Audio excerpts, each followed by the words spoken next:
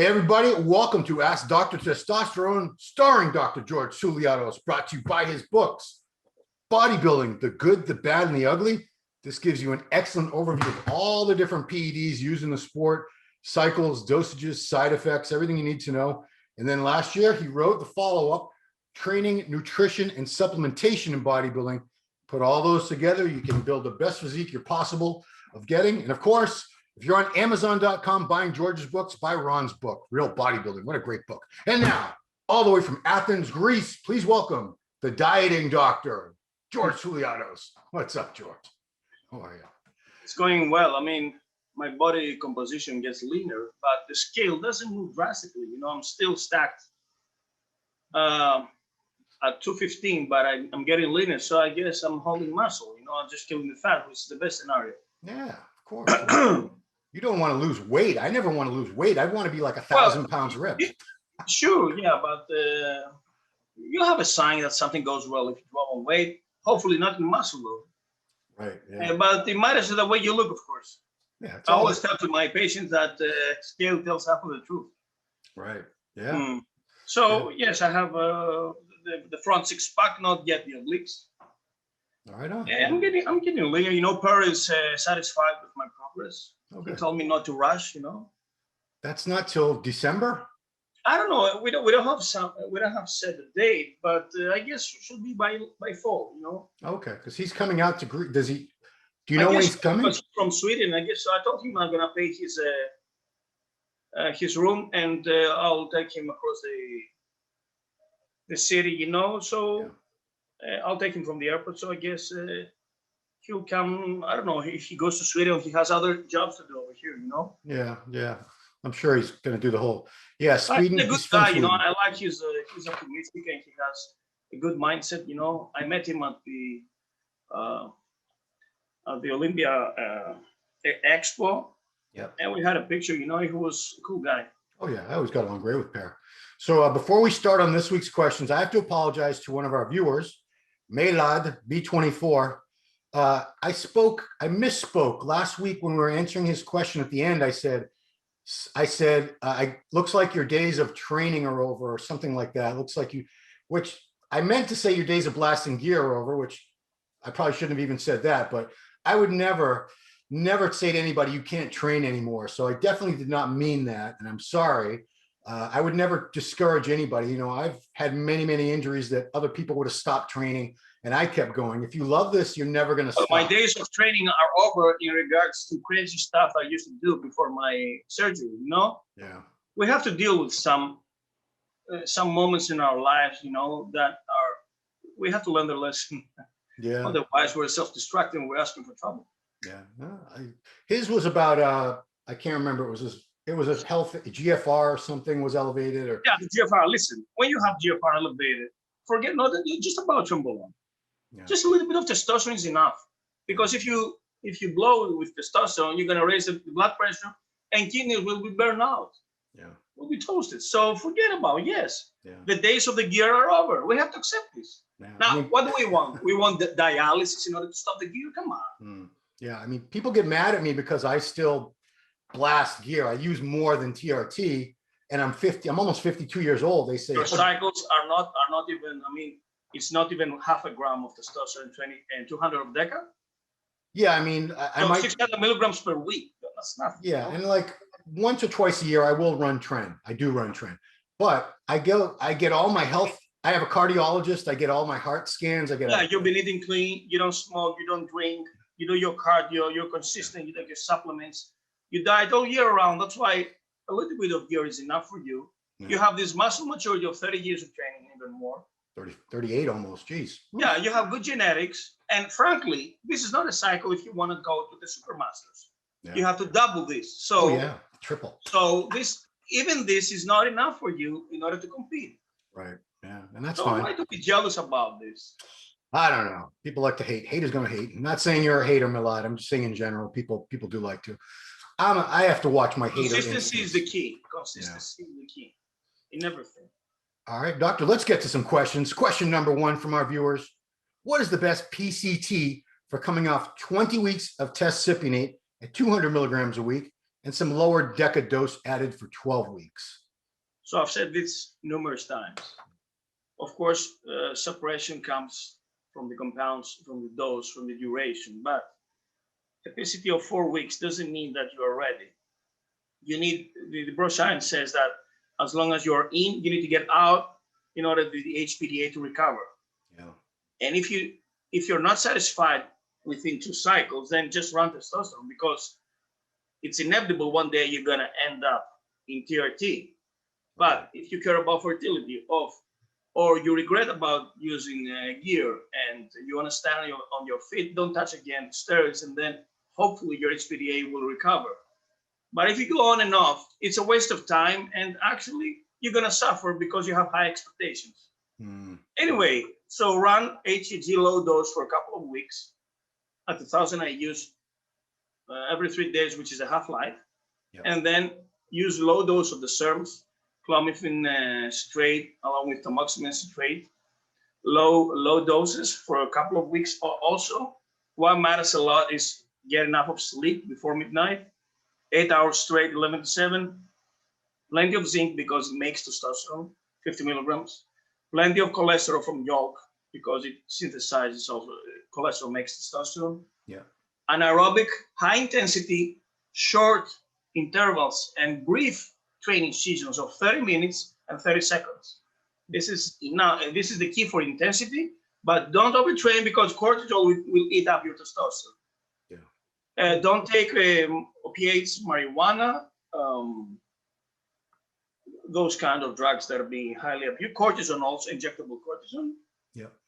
And also vitamin D3 is promising to hypogonadric men because it's steroid, and you can take high doses with breakfast.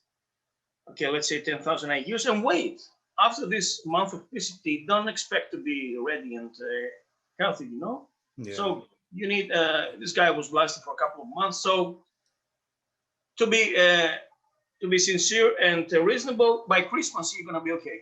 Oh, okay, Christmas. And think about getting to a cycle, New Year, but when you're gonna go to the next injection, you're gonna shut off your own production. So all this process and this thing that we're trying to do now, it's wasted. Gotcha. So it's a vanity thing, you know? Next question, doctor. I'm 50 years old. I've been using gear for 15 years and live a dedicated lifestyle of bodybuilding. I never needed to use Viagra until the last 6 months, and I don't understand why. My blood work has always been the same, which is a slight elevation in estrogen. However, every morning I will have an erection without the use of Viagra, but if I want to have an erection later on that evening, I would have to depend on Viagra to get an erection. So my question is, why in the mornings I don't need it, but in the evenings I do need it? So I guess it's the levels of testosterone that are high in the morning, rather than anything that go downhill, okay? Right. But I guess you should check out your estrogens and moderate them. So use perhaps an aromatase inhibitor in order to control the estrogens. All right, and because high elevated estrogens lead to inability to have a duration in erection. Okay. Yeah. Also, too low estrogens, crash estrogens, kill the libido. So you need to have a sweet spot, you know, about the mid range, let's say 50. And check out also the ratio between testosterone and estrogen, because if your testosterone is super high, let's say more than 1,000, then it's not bad to have an estradiol close to 100. But if your testosterone is, let's say 500, then it's a problem to have an elevated estradiol, okay? Yeah. That's when gyno also appears. Yeah. You know, it's. I think most men have noticed this because they call it morning. Do you know the phrase morning wood that we use in the US? So it means you wake up with wood, with an erection. You wake up with a hard on. Yeah. And, you know, it seems like maybe that's our natural testosterone levels must be highest. I asked Morgan Tyler once about this, and he told me not just about the testosterone levels, but also it has to do with something like a circadian rhythm, and it's a process that it has to do with the with the blood flow into the penis. Yeah. But it's a process that goes around, you know. So he explained that to me. Apart from the hormonal levels, it's just something that occurs even if your testosterone is low. Sometimes you're gonna have a morning erection because I guess it's the blood flow that comes to the penis and to the genitalia around that time of the day, you know? Right. Yeah, but then you have to go pee when you wake up too. So you gotta wait, you gotta get that thing down. It's irritating. But anyway. It's harder to pee when you have, you know? I don't know. You can't. I don't think you can physically urinate with an erection. I don't think you can. It's harder. You have to pee, you know? You can't. Well, you pee straight up. Anyway, great questions we got, guys. Thank you for these awesome questions. Next question. A friend of mine gained a lot of weight during quarantine, 20 kilos. He was an athlete, but now he has a fatty liver. He started diet and training, but probably overdid it. He believes he has rhabdomyolysis. He had CPK 3,195, creatinine, 1.6, elevated urea and liver enzymes, still 3 digital, 100 plus. What supplements can you recommend? What foods and training? The kidney markers fall with rest and hydration. So he should rest because CPK is really high. He's going to eat up his muscle and strain his kidney out of rhabdomyolysis and myoglobin release. What else? Liver enzymes are the result of rhabdomyolysis also. So he should give a rest at least 48 hours.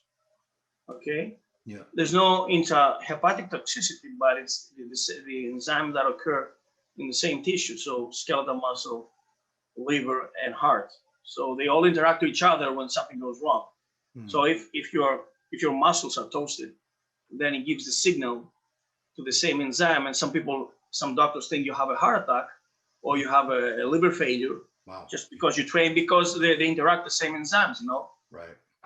So you need to differentiate in diagnosis. So TUDCA is one thing you've talked about. TUDCA is only for cholestasis. We said that. Only for jaundice when you go yellow. This is the second stage of liver damage. Okay, it's reversible, and then TUDCA, these bile salts are promising. Okay, the first is the elevated enzymes, the so-called transaminemia. That is it's inflammation. Okay.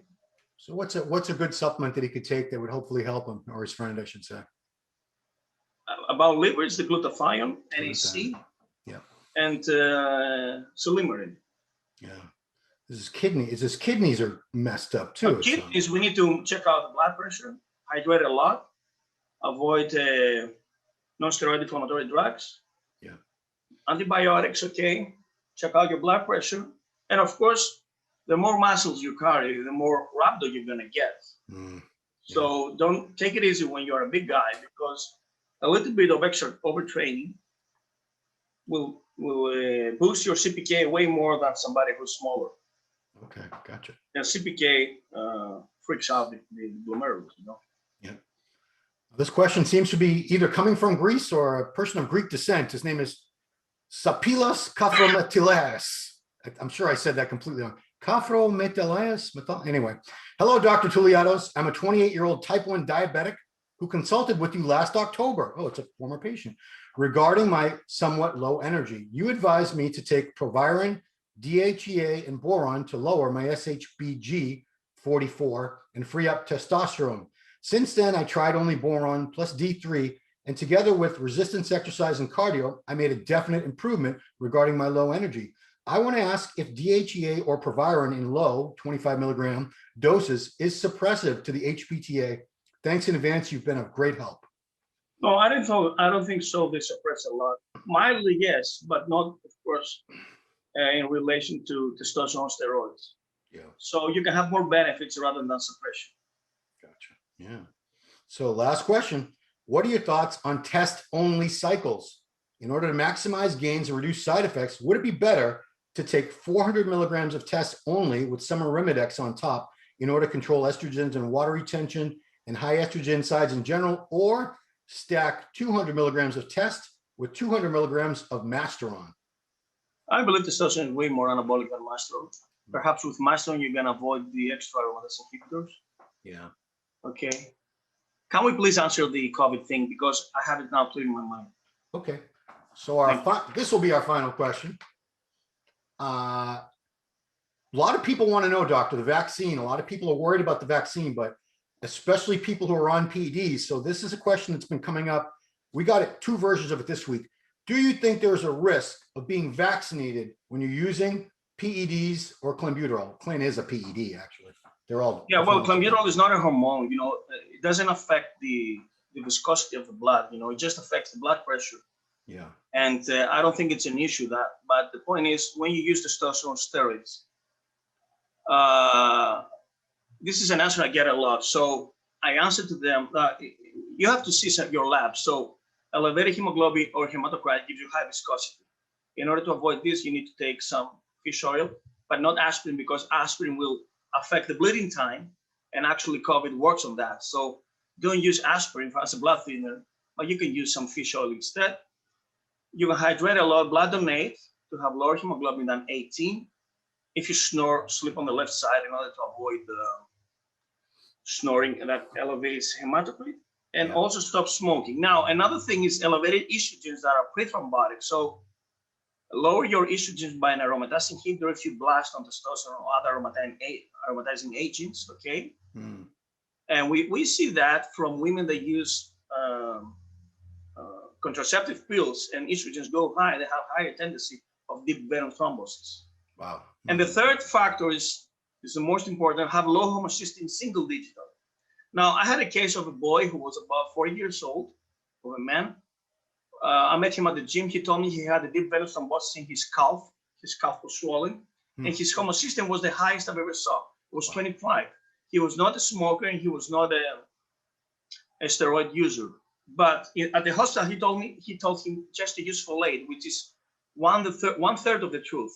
You need folate, folic acid. You need cobalamin B12, and the most important is TMG, 2-methylglycine or betaine. This is the perfect combination to lower homocysteine, and the higher the homocysteine, the higher the deep venous thrombosis and the stroke and the heart attack tendencies. So bodybuilders should have low homocysteine, and bodybuilders who are on a cycle check out homocysteine, E2, and CBC. If they are low, yes, you can take the vaccine, but not take precociously any aspirin, because aspirin will affect. Perhaps is there any thrombus? Okay, will make it worse. So wait, aspirin can make a blood clot worse? No, but aspirin may lead to the thrombus. Breaking down the thrombus. Yes.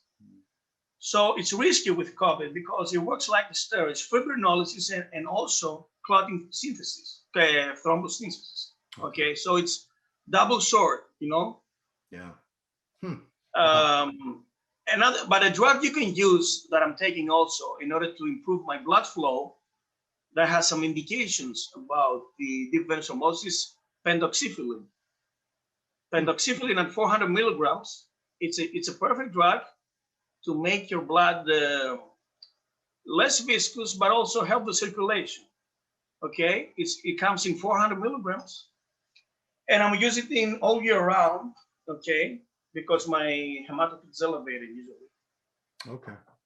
Yeah, when the Johnson & Johnson vaccine came out, there were some incidences with clotting, but I think it's, I don't know, 1% of people. It's a very small percent. Yeah, very small. I mean, taking the plane at 30,000 feet, has higher tendency of clotting, Yeah. Oh, I didn't know that. Jeez. And AstraZeneca also, yes. I got to fly again in a couple days. Yeah, well, the clotting out of COVID is way more frequent, You know how many people die at the ICU out of COVID and clotting, Yeah. So come on. The chances are, in Greece, we have 13,000 victims that non-vaccinated before the vaccines. Right. And we just have 10 people that died of the vaccine. So wow, that's a lot. That's a huge difference. Yeah, of course. Yeah. So, okay. Vaccine works, people, but we're not going to get into the vaccine argument because some people, they live to argue. Makes your life easier, okay? And the winter is going to be harsh with this Delta. Yeah, I'm going to do my first shot to come to the next Arnold. It's the only reason I'm doing the third shot, Third shot? Yeah, I'm going to take my, because my first was in January, second of February. So my antibodies now are going downhill, so I'm going to need it by fall. Wow. Yeah, I bet Steve also will do his next Moderna. I mean, I did Johnson & Johnson, which is a one-shot thing. One shot, yeah. Shouldn't I be good forever now? No? Perhaps before the next Arnold, you should consider it. Check out your IgGs and the spike in your blood. Fair. Yeah. Your GP will tell you if you need a shot because we're going to be packed. Yeah, we're going to be, the Arnold is going to be back to normal next March, Oh, everybody. the Olympia is going to have an expo, I think so. I haven't heard differently. It had a regular one it had a small expo last year. It was like, last year, but it's going to be like 19. yeah, they had like a dozen or 15 booths at the Olympia last year. And it wasn't, It's not a lot. huge. It's not a lot, but it was a lot of people down there. It was packed. It was packed. But a lot of people came back. The odds are better this year. Oh yeah, yeah. I mean, we didn't have a vaccine last year. Nobody was vaccinated. That was last December. So, Florida, unfortunately, is leading the USA right now in cases, in deaths, and everything. They're leading the pack by far because I think. So why do they have it in Florida? Because I think Florida is one of the only places that will allow these big events like that. Yeah, but there was also mask-free last winter, and now they're screwed up. It was spread out. A lot of people got COVID at the Olympia last year. It was not COVID-free; it was mask-free. Right. It's a difference. Yeah, I got so lucky because Milos was right there in my face all weekend talking. He had COVID that weekend. He came back home and he got very, very sick. Milos Sarcev. I remember. Yeah, I mean, I've been very fortunate. Thank you, God. So anyway, Doc, that wraps up another awesome edition of Ask Dr. Testosterone. Guys, if you like this show, please subscribe to the channel, like the video, share the video, give the thumbs up thing. That's the like, right? If you have questions for the doctor, please leave them in the comments below. We're very, very fortunate to have one of the few medical doctors in this world who can answer these questions with experience and authority. Dr. T has treated many, many PED users.